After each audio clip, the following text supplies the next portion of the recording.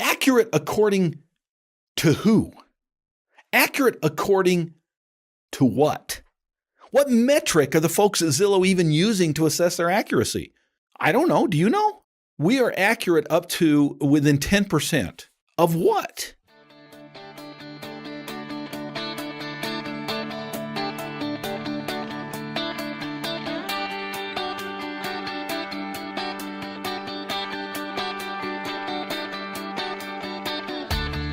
Originating from deep inside the Rocky Mountains, transported through the power of the internet, and arriving inside your tiny earbuds.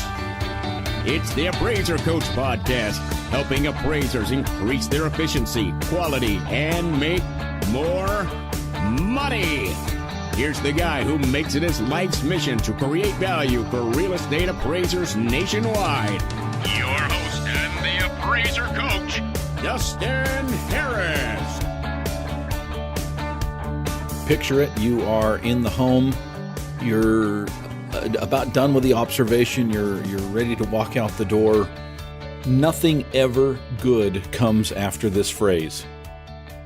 Well, I was looking online at my Zestimate, and how many of you have been in this situation where you just cringe? You go, okay, here it comes. Ooh, here it comes. Here it comes.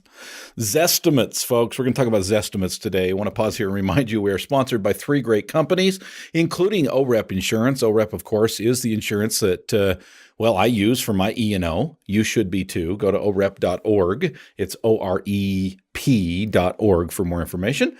We are sponsored by DataMaster. DataMaster is the opportunity for you to save 30 to 60 minutes per report. I really think that's being conservative. I really do. It is absolutely amazing. DatamasterUSA.com is where you need to go. DatamasterUSA.com. And speaking of saving time on reports, but yet making it higher quality, that's what Alamode will do for you. Check them out. Go to alamode.com. Or you can pick up the phone and call them at 800-800-ALAMODE, alamode.com or 800-ALAMODE. Well, folks, I just had this experience 2 days ago, was in a home, just finished up the inspection, getting ready to walk out the door. I usually ask, are there any questions, anything I can help you with or anything I can do for you before I leave? And here it comes. Well, I was looking online and my Zestimate said, and you know what, to this homeowner's credit, he was a little bit skeptical himself. Okay. I sometimes get homeowners saying something about Zestimates where they really truly do believe that Zestimate is probably pretty accurate. And by golly, Dustin, the appraiser, you better come in at least as high as this estimate, right? And this guy was pretty skeptical. He's like, I was looking online at my Zestimate, and he actually said, I think it probably is a little bit high, don't you think? Now, he told me the number on the Zestimate, and my answer to him, of course, was, well, you know, and the honest truth is, folks, even if I kind of have a pretty good idea what value is, I made a decision years ago that I just don't answer that question. And I try to be lighthearted about it. In fact, that's the way I actually put it to them. I say, well, you know, I'm not going to answer that question. If you'll forgive me, usually what I'll say is, if you'll forgive me for not answering that question, I'll forgive you for asking it. Right? And I laugh, and it's, you know, it's a lighthearted moment. Otherwise, it could come across very differently if say it was on paper. But then I say, you know, here's the thing. If I guess at this point, at this stage in the process, one of two things are going to happen, I guarantee. I'm either going to be too high or I'm going to be too low. And either way, you're going to be disappointed in me. So that usually puts them at ease. I do go on and explain how the value is arranged. I usually take the opportunity at that point to educate the homeowner as to where value comes from, where estimates of value come from, where our opinion of value comes from as appraisers. I talk to them a little bit about what market value is and what Fannie Mae's definition of market value is. But more importantly, I talk to them about comparable sales. I talk to them about the law of substitution. I talk to them about adjustments and how we come up with support. Depending on how interested they are, I might go into more or less detail depending on the circumstance. But at the very least, when that question is asked of me, I typically say, listen, I've got several hours in front of me of work before I'm going to know what the value of your home is. And so, but the good news is I'm going to get back to the office right now and start working on it. So you should know very, very soon what that value is. So that's usually the way that I suppress or answer those questions. And we get them all the time. Probably the most common question that we get is, so what is it? What's the value? I don't know what it is about having a computer in your hand, but I think it increases. That's one of the negatives about not doing a clipboard and pen is I think people think that you're just plugging in numbers and it's kind of like this magic calculator and you hit equals and before you walk out the door, you've got some number. Zestimates. We're talking Zillow today. We're talking about some of these black box type programs, online or otherwise, that somehow do this finagling and they come up with some type of value. I'm going to make a statement here that it might surprise you, but stay tuned to the end of this episode because it'll make more sense as we roll this out. Okay, so here's the statement. I actually think that Zillow's Zestimates are an appraiser's best friend. No, I didn't say worst enemy. I said best friend. Stay tuned. Okay. In the old days, if a homeowner really wanted to find out how much their property was worth, what did they do? They called an appraiser. Now, some of you say, well, no, they call their real estate agent friend that lives down the street because that's free, right? Yeah, I know, but keep in mind, I said if a homeowner really wants to find out how much their property is worth in the current market, they're going to call the appraiser. And I think homeowners understood that. I think homeowners understood that there are professionals out there who that's all we do. Our job is to study the market. Our job is to study neighborhoods. Our job is to study trends. Our job is to study both sales and listings and find out what the local market is doing and what it will bear. Our job is to understand the law of substitution. And maybe I'm going too far because maybe in some minds, that's too much, right? I mean, in some minds, homeowners probably don't even get into that much detail. They don't go that many levels down. But I think in general, most homeowners understand what an appraiser's job is. And in the past, it seems like they would come to an appraiser for that type of information. Well, the information age is an interesting thing. And as the information age has rolled along, it has changed the way that many people, mostly young people, think about knowledge, information. Okay, there's a reason it's called the information age because we have information thrown at us on a regular basis. Now, I didn't mean earlier when I said knowledge and then said the word information to make those things a synonym. They're not. Information is not knowledge. Now, knowledge needs information, but information is simply information. And information may be helpful. And a lot of times it's not very helpful at all. Just because it's written on the internet doesn't mean it's accurate. And I think most people understand that. But still, the way that we look at information, the way that we look at getting answers to our questions are very, very different. We live in a world of instant gratification. We live in the world of Facebook. We live in the world of Google. I saw a cartoon recently of a couple characters sitting on a couch, and I don't remember the whole thing, but it was basically one of them was saying, gee, what did I do when I couldn't instantly look up the answer to any question, right? As if the knowledge was not there before Google existed. But I find it interesting. We get in these conversations sometimes with our loved ones and those that we surround ourselves with, and we're back and forth. Well, what do you think the answer? What do you think? And then somebody Googles it, and it's like, oh, okay, it's right there. Now, again, you can't trust at face value everything that you find on Google, but you can trust a lot of it. Let's be honest. I mean, you Google how big is a 2x4. Now, I know some of you are saying, well, it's 2x4. No, it's not actually. You know, how wide and what's the width and the length of a typical 2x4? It's not 2 inches by 4 inches. I'll give you that hint. Now, many of you are Googling it right now. But the information that we receive from Google typically is pretty good, and we've learned to trust it for the most part. We go to Wikipedia, we go to these trusted sources on the internet, and frankly, I don't have any qualms about calling them trusted sources because a lot of that stuff can be trusted. The information is pretty good. It's not perfect, but it's pretty good. And this has this has caused us as a society to come into this world of instant knowledge, right? If you don't know the answer to a question, you don't have to wait until your mom takes you to the library on Friday afternoon to look it up.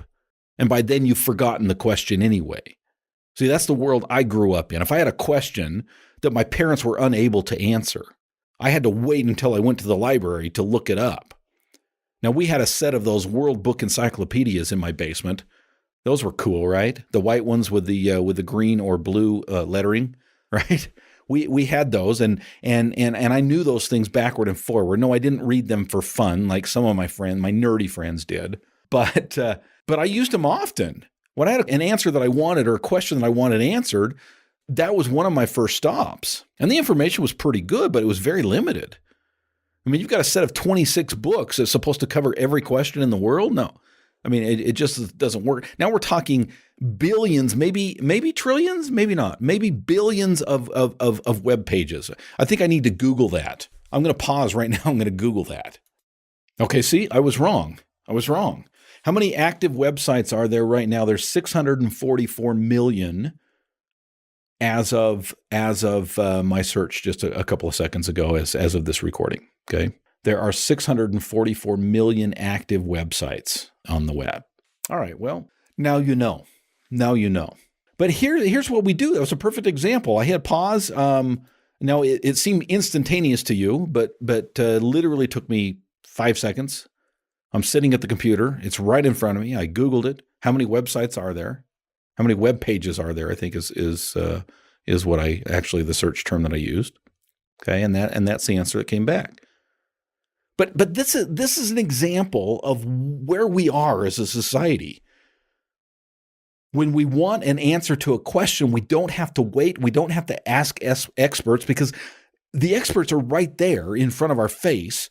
And even more so, I mean, I just typed that into a laptop computer. But most of us have this little thing I've got in my hand right now called a smartphone.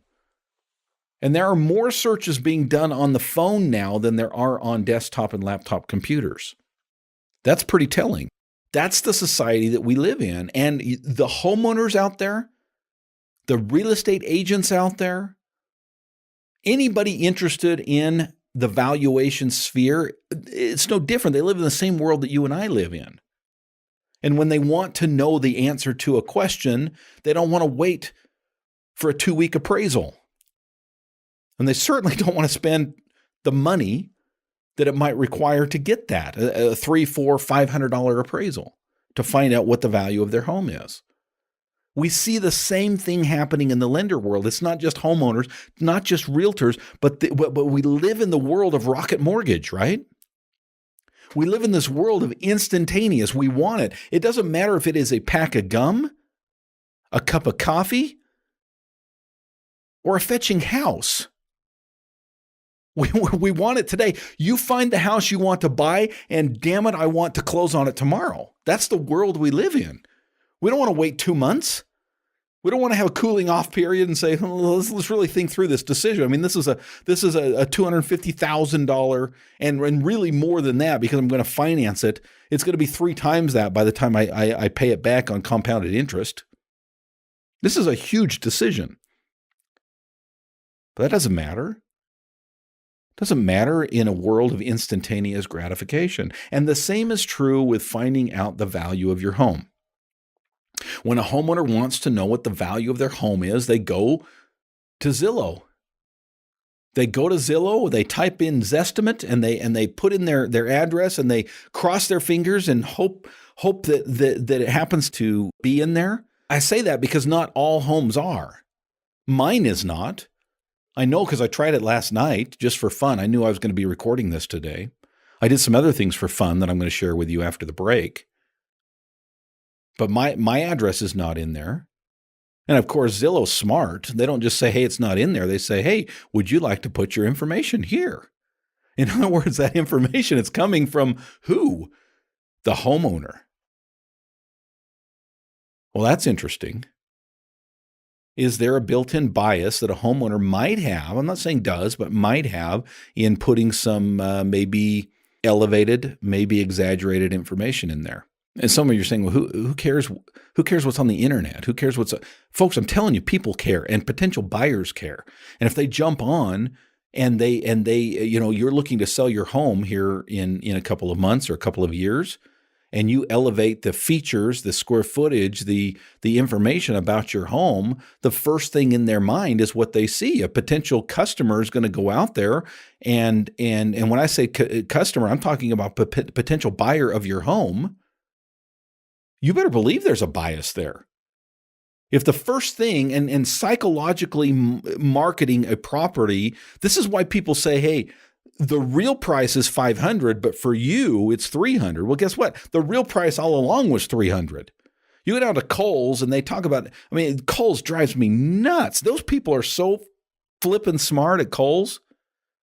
Kohl's Cash, holy crap. My wife is addicted to Kohl's Cash. I've got $10 Kohl's Cash. I got to go buy it. I got to go spend it.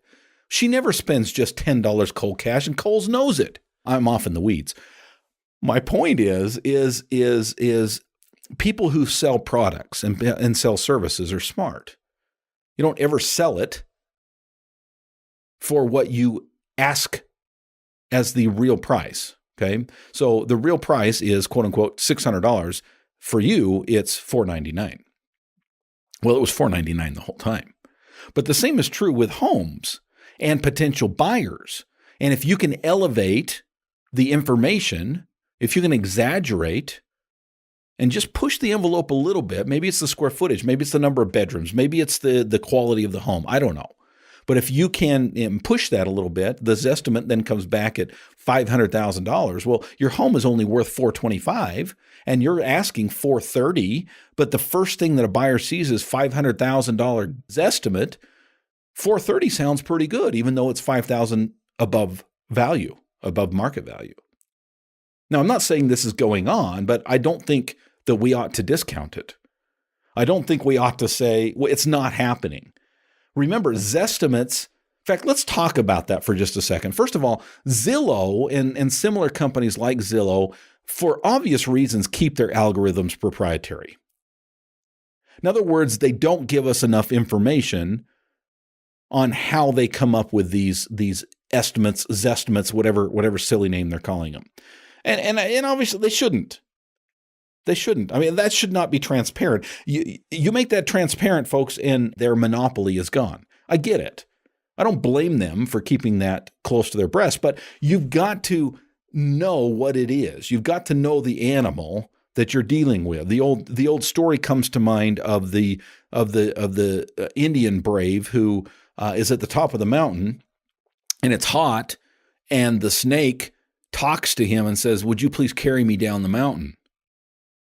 And the boy says, "Well, no, you're a snake. You're going to bite me." "Oh, I'm not going to bite you. I'm so hot up here. I want to be down where it's cool. Please take me down." "Well, no, I can't take you down. You're a snake. You'll bite me." No, I promise I won't. I won't bite you." Finally, the Indian brave picks up the snake, carries it down, lays it on the forest floor where it's nice and cool, and the snake reaches out and bites him. And the boy says, "Why did you do that?" And the answer is, "Because I'm a snake. You knew what I was when you picked me up." Now, don't misunderstand. I'm not saying Zillow is a snake.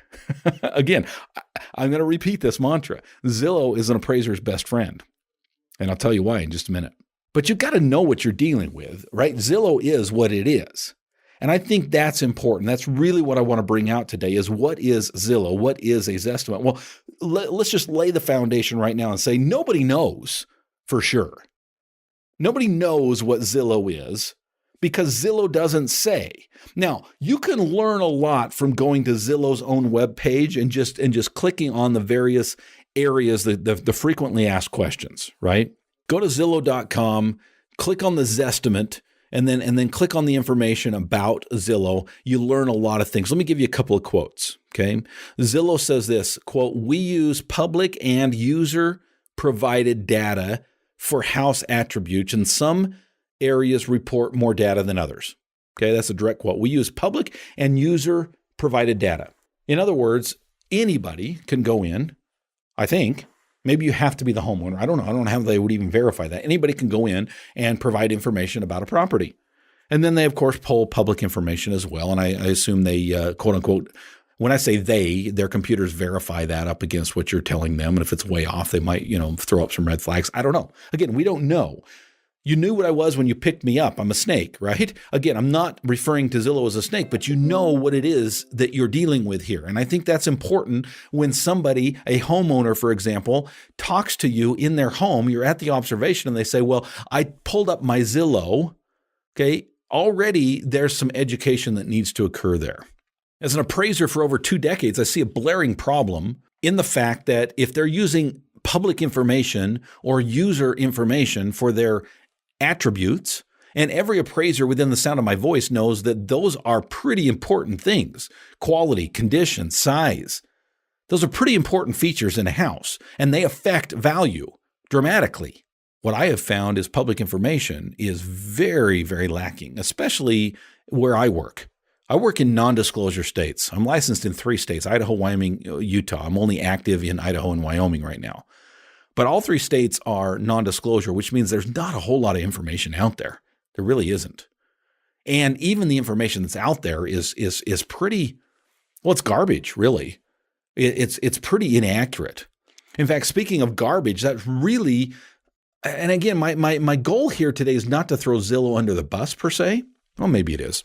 But my goal is to help us understand what it is that we're picking up and carrying down the mountain. And if you've got garbage coming in, you've heard the phrase before, right? Garbage in, you can finish it. That's really what we're dealing with here. If you're putting garbage in, what are you getting back out? Now, Zillow claims, how accurate are these estimates, right? Well, Zillow claims that they're actually accurate within 10% in most metro areas. Within 10% of most metro areas. I want you to keep that number in mind. Okay, I'm going to repeat it one more time. Zestimates, according to Zillow, Zestimates are usually accurate to within 10%. They would be given up and back. That means they really can have a 20% swing. If a true value of a home is $100,000, you've got a swing from 90 to 110, a 20% swing. But is that true? I mean, that's quite an achievement, really. But here's the thing, it comes with a caveat, and the caveat, accurate according to who? Accurate according to what? What metric are the folks at Zillow even using to assess their accuracy? I don't know. Do you know? We are accurate up to within 10%. Of what? Of what? So what is a Zestimate? Again, nobody really knows, but by their own admission, and kudos to Zillow. I don't think this was the case before. I think it was some pressure put on. I think it maybe been a lawsuit in the back of my recesses of my brain. Maybe I should have Googled it before, okay? But in the recesses of my brain, I remember hearing something about Zestimates used to not say what I'm about to say. But as of this recording, when you go on Zillow's website, this quote is on there. Quote, "The Zestimate is created by an automatic software process designed by statisticians, and there is no ability for humans to manually alter the Zestimate for a specific property." In other words, they, unquote, by the way, they are admitting that this is a computer-generated value. Okay, hats off to them for that. They admit that it is not tweaked by humans. Okay, I think that is important. Again, you got to understand what you're picking up. But number 2, and here's the other quote, this directly from their website, quote, "It is not an appraisal." Did you hear that? It is not an appraisal. It is a starting point in determining a home's value. Now, it seems to me that came from a lawsuit. Seems to me that, and I don't know if it was appraisers, I don't know if it was a state appraisal board, I don't remember the details, but it seems to me that quote was not on their website before, and many people were mixing up Zestimates with appraisals, and kudos to Zillow, whether they were forced at the end of a gun or not, kudos to them for putting on their website, it is not an appraisal, and following up and saying it is a starting point. It is a starting point in determining a home's value. It's a computer program, plain and simple. Now, you all know, everyone within the sound of my voice knows that I am a huge advocate for computers. I am a huge advocate for technology. I am a huge advocate for that use within the appraisal world. But I am not well, let's put it this way. As a real estate appraiser, I'm a little bit skeptical when you look at that black box. I am very skeptical to think that you can know the valuation process, that it can be done accurately to determine a home's value without the use of an expert, a local valuation professional such as an appraiser. In fact, I ran an anecdotal experiment, not scientific in any way, but I think you'll be interested in the results. I want to pause here and remind you that we are sponsored by Alamode, talking about technology and great technology that can help you as an appraiser do your job better. Alamode is that technology.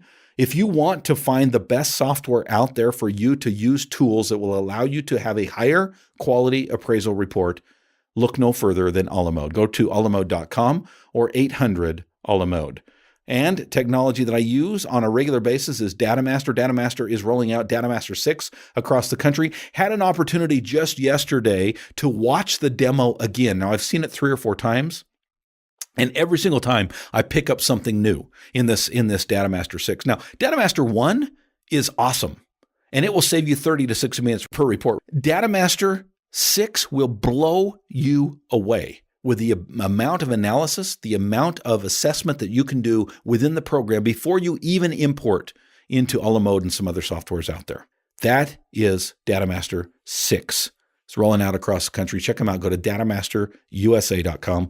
One more time, it's datamasterusa.com. Finally, we are sponsored today by OREP Insurance. I switched to OREP about 3-4 years ago. Never looked back. It has been an absolutely positive, uplifting, and money-saving process. Go to orep.org to find out a little bit more. When was the last time you even thought about your E&O company? Well, folks, you should think about it because it is a hefty part of our overhead. And OREP will give you all the value without the cost. It's orep.org, orep.org for more information.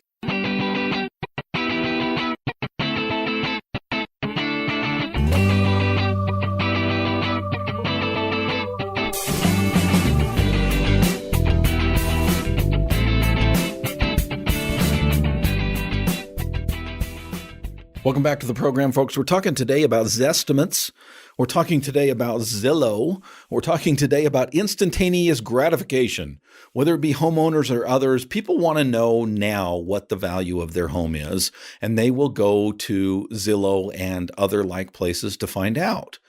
Well, folks, again, I've mentioned it a couple times already, and I'm going to mention it again. I think Zestimates can be, and really are, an appraiser's best friend. But it comes with a caveat. It comes with a caveat that we've got to educate others. We've got to help others understand what Zestimates are and what they are not.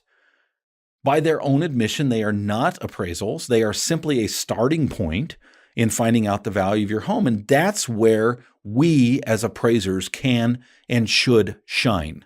We should shine a light on Zillow. We should not be afraid of Zillow.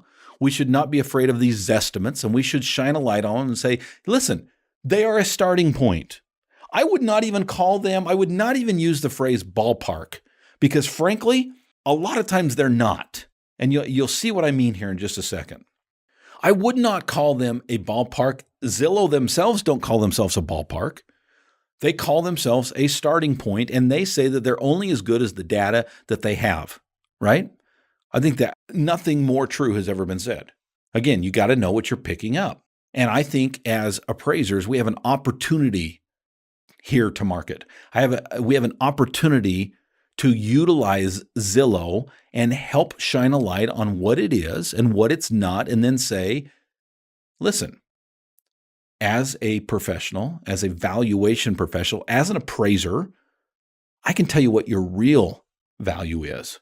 Folks, that's a great marketing idea. It's a great marketing scheme. I've used it. Okay. Look up your Zestimate. Are you happy with it? Okay. Now let me tell you what your home is really worth. I did an anecdotal experiment yesterday. I knew I was going to be doing this podcast today. The very first thing I did was I looked up the value. I know what the value of my house is. I know because my wife and I refinanced this past year. HELOC, took out some home equity, and we had a desktop appraisal completed that I was not happy with. And as a consequence, I went in, and obviously this is not USPAP compliant. Okay, I didn't turn this into anybody. Just for my own purposes, I ran my own comps, I ran my own adjustments, and I came up with my value. And I felt like, if anything, I was a little bit conservative because I knew I had a tendency, because it's my house, right? I'm going to have a tendency to be a bit biased. I really wanted to know what the value was. And I came up with a value that was higher than the desktop. Not a surprise there. They had not been in the home. That's not true, actually. Now I think about it, I don't know if I would call it a desktop. It was actually, here's the funny thing. Okay, you want to hear a funny story? A real estate agent actually walked through our house, but I don't think it was a bifurcated product, because I think it was the agent that actually did the valuation for. So it must have been an eval. That must have been what it is. It must have been an eval, not a desktop. I remember it because the value came down to the dollar. Okay, came down to XXX 327. I mean, I thought, wow, that guy is good. So yesterday, because I know the value of my own home, I was like, I wonder. I actually never looked up my home on Zillow, surprisingly. And I did it yesterday, and it came up a big goose egg. They did not have my property address in there, which is interesting, because we purchased that property about 8-9 years ago. I think Zillow was around back then. And certainly the records are out there. Now, we live in a non-disclosure state, so the records for the square footage and the year built and some of the other things are on the county website, but the purchase price likely is not. I did think it was interesting that it wasn't on there, but nonetheless, it wasn't. So this is what I did. Here's my unscientific, anecdotal experience with Zillow. Okay, I randomly, and literally randomly, it was the first three that. Well, that's not true. Okay, let me set this up, and I'll tell you exactly what I went through.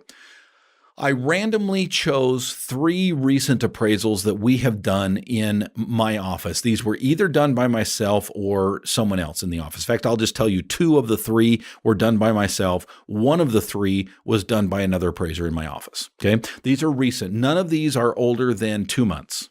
Okay, in fact, I think 2 of the 3 are within the last 30 days. Okay. Why didn't I stay within 30 days completely? Well, first of all, the way that I was looking up the information was on my email, and not all of them are on there. So that's number 1. Number 2, I think I actually had to look up about 7 properties before I actually found 3 that were actually even on Zillow.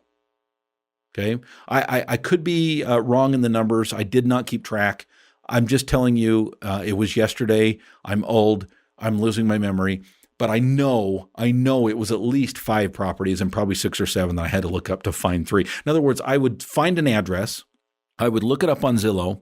So an address of a recent appraisal that we completed, I would look it up on Zillow, and a lot of times it would come up with a big goose egg like it did with my property. Okay, it just wasn't there. Now, that should tell you in and of itself that you have an opportunity there as appraisers, as valuation professionals. Okay, there's a lot of homes out there that are not on Zillow. Now, maybe it's not the same in your area. I work a very rural area.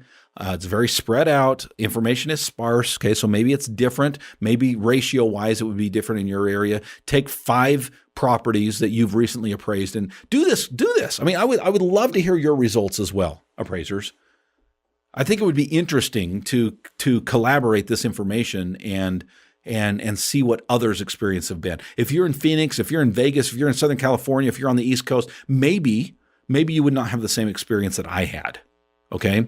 But my experience is I utilized, and I want to make this clear, I did not pick a property because it didn't have the results I was looking for, quote unquote looking for. I wasn't looking for anything.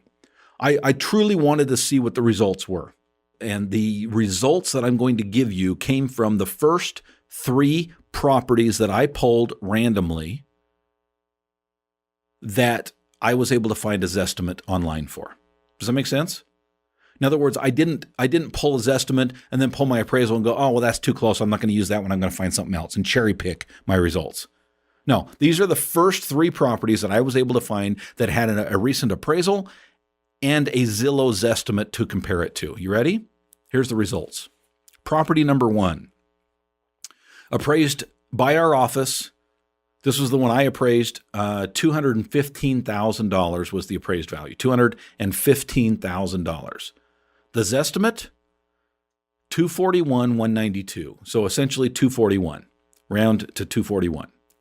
The difference, again, Zillow is claiming that in most areas that they are accurate within 10%.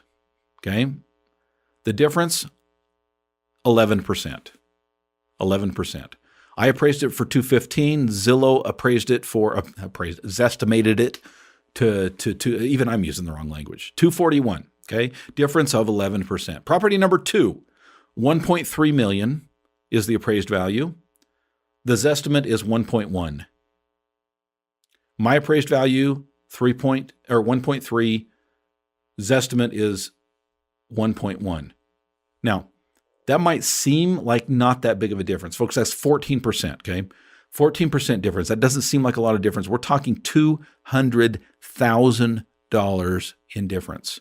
You don't think that makes a difference in the lending world? Better believe it does. And property number 3, I promise I did not cherry pick this, okay?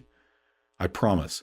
Property number 3, $100,000 appraised value. Zestimate, $167,000. Okay, difference of 40%.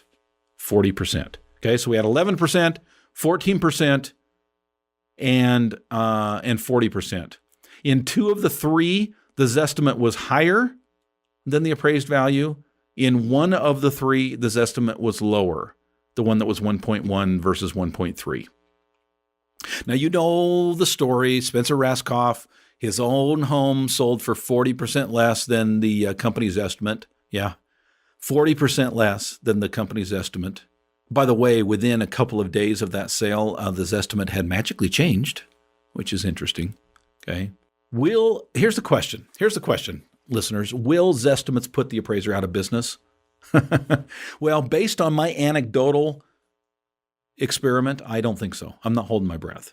Again, in the old days, homeowners would come to appraisers when they wanted to know their value. Why does that have to change? If we can educate our potential customers that a Zestimate is not an appraisal by their own admission, a Zestimate is simply a starting point by their own admission, I think there's a golden opportunity for us.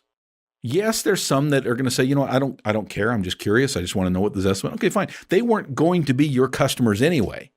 Now hold tight. Here's the bonus information today, folks, right? I don't see this sell as being the type of customer that's going to sell spend $300 to $500 on a full appraisal. Okay. Let's hold that for divorce situations, for estate situations, for potential sale situations. Okay, that's your $300, $400, $500 appraisal, maybe. But what about a restricted report? What about a USPAP compliant restricted report with a low scope of work, a limited scope of work? You still got a work file. You've still got support for value. You still do your search. But maybe you don't have a map. Maybe you haven't driven the comps. Maybe you haven't done all of this other stuff that we have to do. Maybe it's a desktop, right? Your defined desktop. I'm not talking about some client asking you to fit in a little box in their defined desktop. I'm talking about you define the desktop. I'm talking about you define the scope of work, which, by the way, appraisers, you should be doing. Is there an opportunity here for a different type of product that you can sell, market, share with your potential clients by showing them that Zestimates are nothing but garbage in, garbage out, in my opinion? Now, there might be a few good ones out there, and maybe in a more congruent neighborhood type area, they might be a little bit more along the lines of their estimate of 10% or under 10%. I tell you, in my area, I didn't see it. In my random choice of 3 appraisals versus Zestimates, I didn't see it. I think there's an opportunity out there, appraisers. I think there's an opportunity to teach homeowners, real estate agents, attorneys, others who might be curious about value, what it is they're picking up and asked to be carried down the mountain. Zestimates are only as good as the data that they put in. And my experience has been the data that they're putting in is not too good. I'll tell you where you're going to get some great data on how to run your business, and that's in our Appraiser Academy. Each and every month we meet and share information with each other and help each other along the road to become better and better at what we do. Check them out. You can go to theappraisercoach.com and go to memberships and check out the Appraiser Academy. Would love to talk about this and other things inside that academy and how you can transform this idea that we talked about here on the podcast to actual money in your pocket. That's the kind of things we talk about in the Appraiser Academy. Join us, please. Catch you next time. You've been listening to the Appraiser Coach podcast with Dustin Harris. If you like what you hear, please give us a 5-star rating and post a short review on iTunes. For more in-depth insider information on how you can make more money as a real estate appraiser, visit theappraisercoach.com and sign up for the All-Star team today. Thanks for joining us. And now, get out there and create some value.